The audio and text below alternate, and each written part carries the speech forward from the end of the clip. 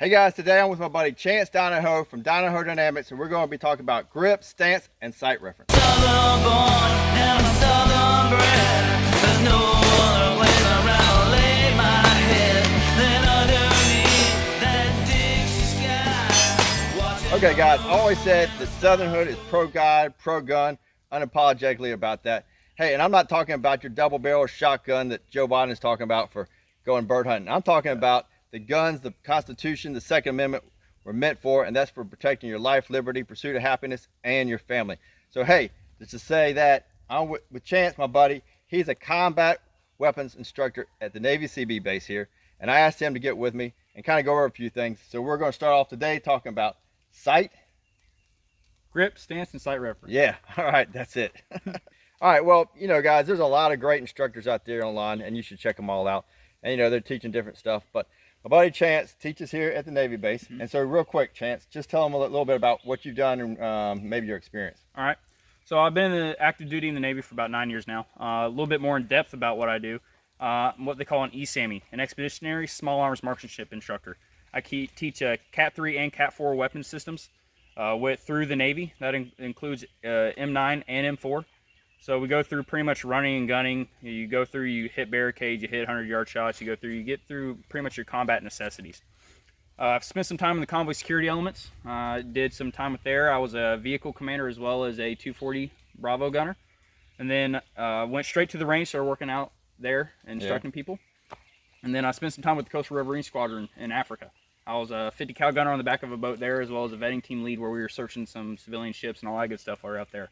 And now I'm not out of the range right now, but I still shoot a lot, do everything I need to do. But right now I'm more of a tactics consultant as well as a react team commander.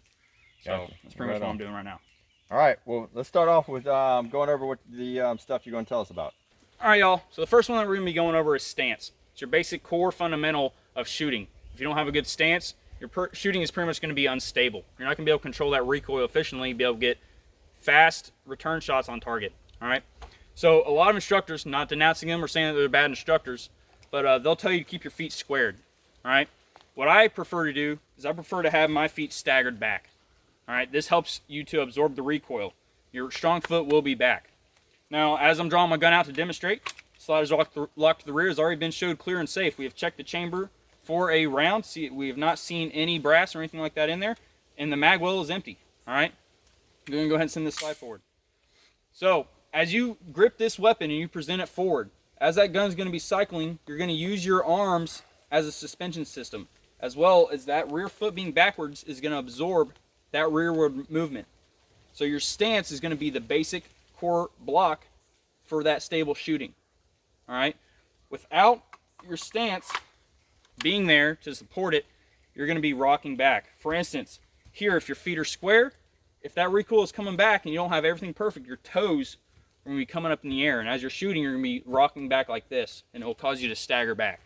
No one wants that. That could cause an unsafe incident at the range, and you could possibly hurt your fellow shooters that are around you. All right, and we don't want that.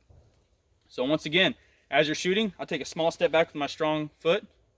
I begin to draw, and as I'm here, I'm shooting. You're also able to move from here. All right, so we can get into a later video, but stance. You want to be able to lean forward, weight on the balls of your feet, support a strong foot back, engaging your target. All right, everyone. So once again, the gun has been showed clear and safe. No round in chamber, empty magazine. SIGs don't have a safety, so I don't really got to worry about that. Send the slide forward. Next thing we're going to be going over is grip. All right. Can you work your way around behind me, Paul? Yeah. So you're wanting to get your hand high up into the tang as possible. This right here is called the tang. Reason being, a lot of the new shooters I see, they will grip the pistol down with their hand below the tang. This is not good support for the recoil. You'll see the gun flipping a lot when they're shooting. Whenever you have your hand high up in the tang supporting that weapon, and as this gun is cycling, that lowers the height over bore. As your hand is lower, that raises the height over bore. Now when I'm saying height over bore is your hand in reference to the height of the bore of the barrel. The lower that is, the lower it tracks in line with your arm. You want that bone structure behind your shooting. Once you have a good high purchase grip into the tang, and you have a good solid grip with your supporting fingers, you're going to take your little chicken wing right here. I like to call this my chicken wing, the meat of your thumb. You see this little curve right here? I like to take the meat of my thumb, this backward part, and I like to place it into that little curve. You want to do thumbs forward, all right? I got tiny fingers, so it's not going to be the same for everybody, but you do thumbs forward, and you're going to stack them. I see a lot of the students that I teach, they bring this one under here. That creates a gap, if you can see it. It's an unstable gap. You want as much purchase on this weapon system as possible. So your grip, you're going to get a nice stack grip, and a lot of people, they want to squeeze the ever-living crap out of their gun to try to stabilize that recoil, all right? You're not wanting to do that. Pretty much you want equal pressure from each hand. Whatever pressure you're pulling with on your support hand, you want to pull with on your right hand. If you don't have that equal pressure, you're going to find yourself throwing your shots left or throwing your shots right. It's not all about the trigger. It is a lot about the trigger, but unequal pressure can also cause you to throw your shots left or right, okay? So from there, as I press out, this is slight movement, I crimp up a little bit, if you can see that. It's just a slight little torque of a vise that I'm torquing up on my hands right here.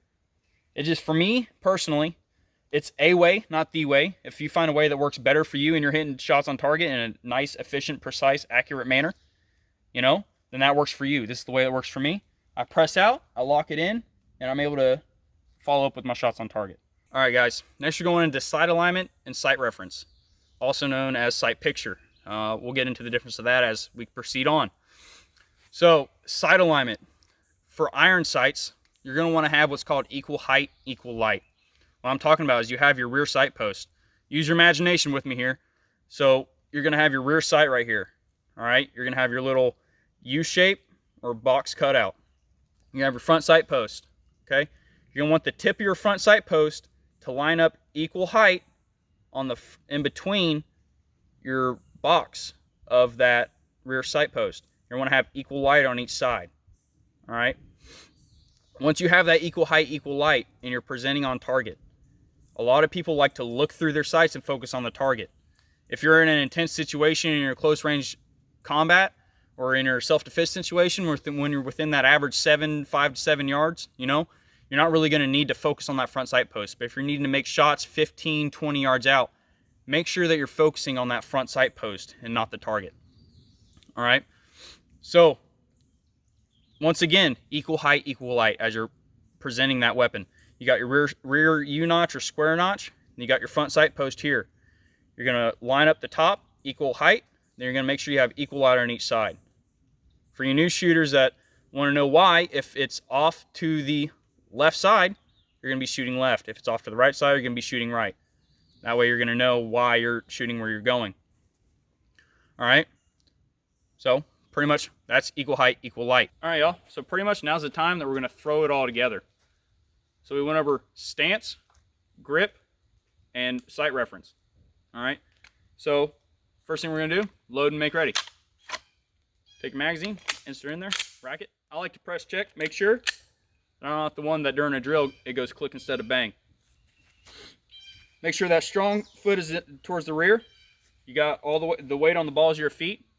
You take that support hand, get your little chicken wing thumb nice and forward, stacked fingers. You're going to lean into the weapon, let your arms become the suspension system.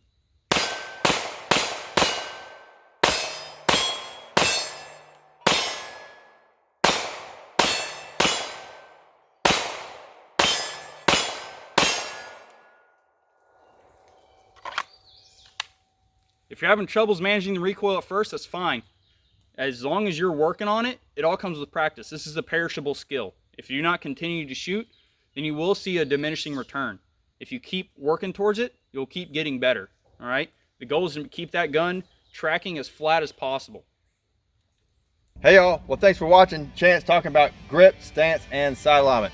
Hey, do me a favor guys and hit subscribe, ring that bell for notifications so the next videos we come out with, you'll get a little notification, know when we come out with it. Hey, thanks again guys. Remember, it's just better down here, y'all. Hey y'all, do me a favor and go to thesouthernhood.com to check out all my shirts and other Southern Hood stuff I got going on over there. Hey, thanks again. And remember, it's just better down here, y'all.